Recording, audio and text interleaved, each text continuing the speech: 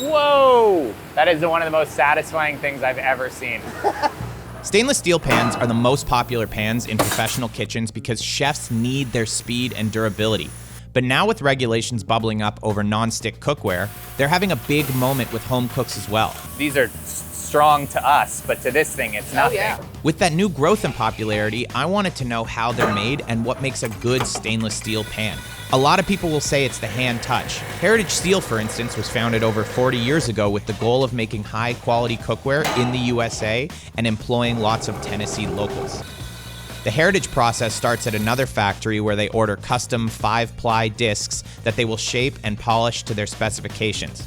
Their discs are made of a top and bottom layer of steel and 3 central layers of aluminum. The top and bottom layers of steel offer the most durability and least reactivity, while the 3 layers of aluminum are important for maximum heat conductivity. There you go. Isn't that awesome, though? Today, we're gonna figure out how to use all of Heritage Steel's massive vintage machines to turn these discs into a full range of hand-finished cookware, and even check out how some pans that Eater designed are being made. Essentially, this is just a press. It's a forming press. Forming press. Okay. This is not what I expected this thing to look like. This is like 1946, maybe? No way. Yeah. See, all of them have got different diameters in there, depending on what pan you're doing. Okay, so let's get started. Let's make some spaghetti pots. This is the roller to put this through to keep it lubricated. Okay. And then you get it just to kind of drizzle in there where it's going all on it. Okay, Put so your that's finger in just it. in Just here? go like that. Yeah. No, don't do that. Oh, There you Jesus, go. all right. I couldn't come here and just put it in No. and make it happen. No. When you've got the punch in there, if there's like a little bitty speck that gets on there and you draw it and you don't pay attention to it, you've got a dink in every single pan that you run until you notice it. So you've got to be very aware of how every part comes out, how the punch looks, just to make sure that there's nothing on it. Got it. And then you're wanting to spray right here, Right. because with such a deep draw, you're gonna want it very lubed up. Okay. Because it's gonna make the steel stretch better. See, I got a plate in here. It's forcing it up to help me push it up. So the punch is what's forming the pan. Right. So if there's anything that's gonna be wrong with it, it's gonna be in this. Then you got your adjustments here to put the amount of pressure that we need on it. Holy cow. And you can break the whole thing with a few wrong turns. Oh yeah. Got it. Okay. Spray it like crazy. Don't be stingy with the lube. I feel like you're baiting me with the lube jokes. No, everything in here sounds so dirty. Really? It is so hard to talk. Other steps too? Yeah, like we got a shaft. Come on, okay. You hear how it bogs down? Yep. All right. It will shoot it up and you'll get dings. You want to see one shoot up? Yeah! I'll let you pop it out. So when it gets to the top, push this. So we're gonna put this little grain of towel on the punch just to see how sensitive it is. Oh yeah, you can feel the tiny little indent. The little indent into it. See how it just easily folds in like you just folded it? And then this one right here is where it didn't have enough lube and we were still getting to it and it blew its gasket.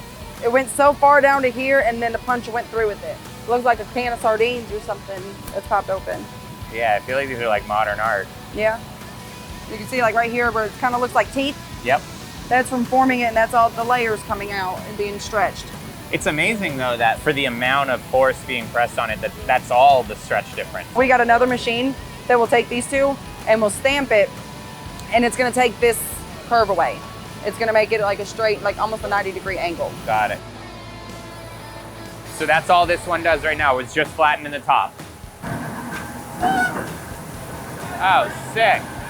See the difference in them? Lowers its height a little bit, right? Oh yeah. Yeah. When this one goes all the way down, it makes a little sound that sounds like woo. So the first time you did it, I thought you were like woo, but it's just a machine.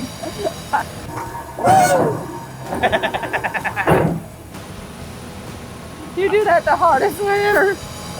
I'm sorry, my third pan. Push it with that hand so then you're not crisscrossing. Was I crisscrossing? Got it, okay. There you go. Now you look like a real worker. The next press trims away the excess metal from around the edge of the pan. Right now they're doing a round of frying pans, but then they're gonna replace the die and then use the same press to cut the excess metal from our 8-quart stock pots. And then this just goes down here. Throw it in there. Yep. Press and hold the button.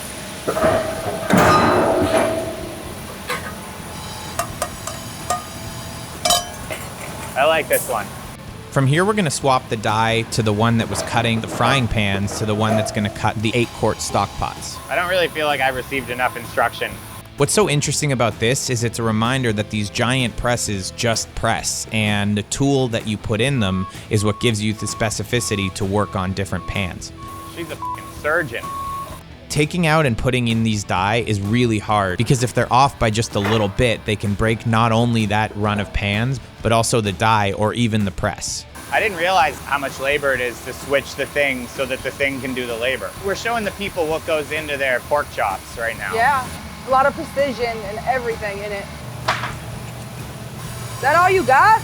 You want more? I'm God, you are so good at talking to me.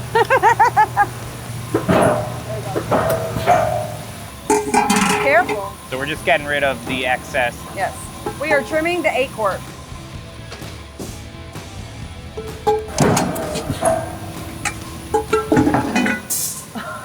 Did y'all get that? He knew he as soon as All right, 2 to wash them. So we're washing all the oil off of the 8-quarts from when we formed them. And the water's at like 200-something degrees to wash all the oil off to go down to the next station. Up next is the belt sander, which they'll use to round out the edges. A lot of people in the factory say this is the hardest job because it's really difficult to have control over the pan while holding it against the belt sander. This here's a hand chop, all right? You gotta be real careful with it. You guys see that this thing spins? It's gonna just prep it just a little bit for the next person, okay? Because right now it's still rough in the press. Posture yourself. Make enough wiggle room for your hip. Just like you dance. You gotta dance a little bit with it.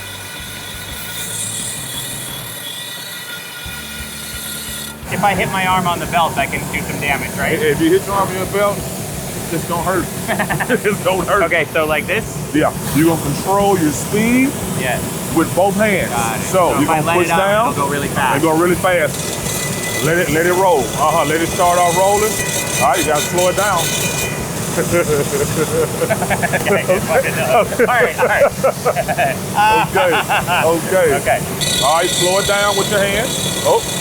All right, you stop it, pull it off. You let it stop. Yeah, while it's on there, it'll grind shave it all the way down. Yeah. Because of the sparks, it gets a lot scary. But yeah. it's all right. Lean back like you in a Cadillac, like you're driving a Cadillac. You gotta be careful. All right, let it speed up. All right, turn. Yeah. There you go. There you go, right there. That was okay? You got it. Yeah, that was actually good. You're doing great. Everyone's laughing. That's what I'm talking about.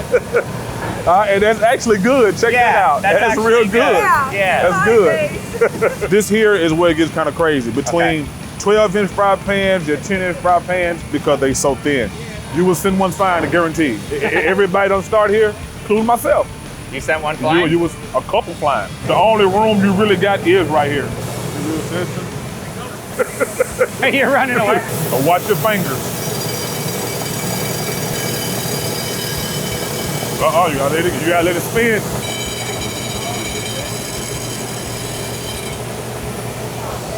Yeah, it did good.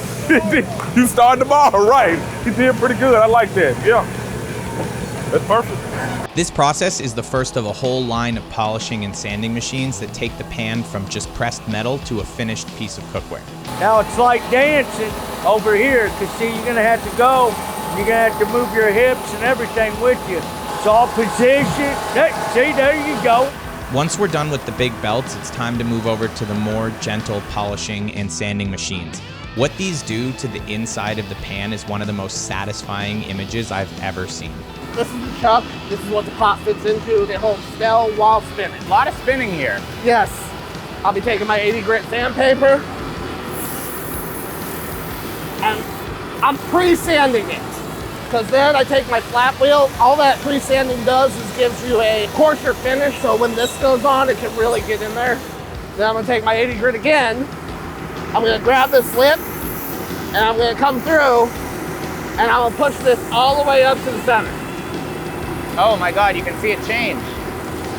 I'll take my arm. This is also 80 grit, but this has soap on it to give it a softer edge. Got it. And we'll start in the center and we'll just slowly move down and you can see as it spirals out. Whoa! That is one of the most satisfying things I've ever seen. Look at the difference. Wow. Hold it tight, it will take it from you. So you want to come in, flow with it like water. Okay. See, you're already making changes. Now we're gonna go to the flap wheel. When you're putting it in here, right, you want to put it against this side. You want just enough pressure that you get some sparking off of it. There you go. You want to keep it a constant back and forth motion. That was a better one, right? Yeah, there you go. That's right on the money. Turn it off. All right. Move it out of the way. What cast were you in? Oh, I had a full cast. It didn't break it. It took in damage some of my all the ligaments. things that have been scary, that you just saying that was the thing that freaked me out. Oh, don't worry, just hold the sandpaper tight or else you'll be in a cast. See, look, you already got it. See what I mean by it'll take it from you though? It's so hard to go up. Holy I know, I make it look easy, don't I? Yeah, you make it look easy. All right. You're actually doing a lot better than most of my beginners though. See, there you go, you got it, man.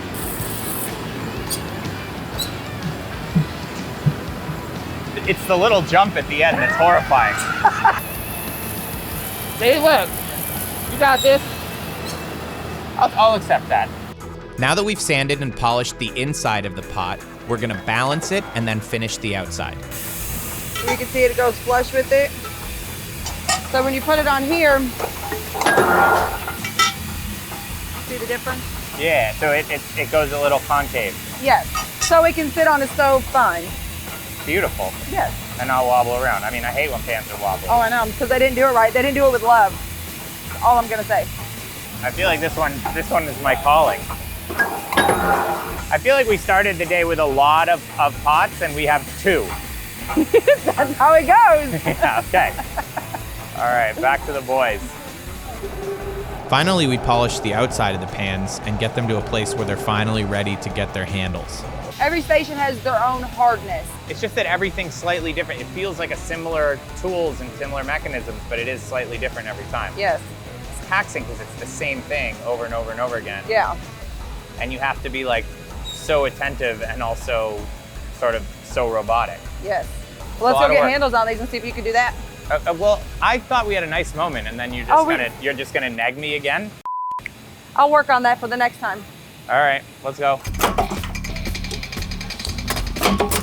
I love the sound of this thing. Hold that one there. And you're gonna take this one. I'm gonna do it for you. Go ahead. Like that. Hell yeah. Put your foot all the way in. There you go. You're a natural. I really feel like we made this fan today. Yes, you have. Last machine. Last machine. Oh, the bolts come up there? Yep, they come out. What? Yeah. That's the most high-tech thing in this whole operation. Push the button. Ta-da. Wrap it up. That's it. What's the reason you like the handmade product better? Because you get to see everything done and you get to make sure that it's done right instead of having a machine do it. Yeah, you don't trust the robot? No. Nick, thank you. Thank What you a guys. blast. Yes, I've had fun. After spending the day with the Heritage team, I'm of course excited about the eater pieces, but almost more importantly, I've fallen in love with the process and the people that spend every day perfecting a product that I almost took for granted. Going forward, I won't be able to look at a pan and its smooth markings without thinking about my hip-shaking buddies at the Heritage Steel Factory.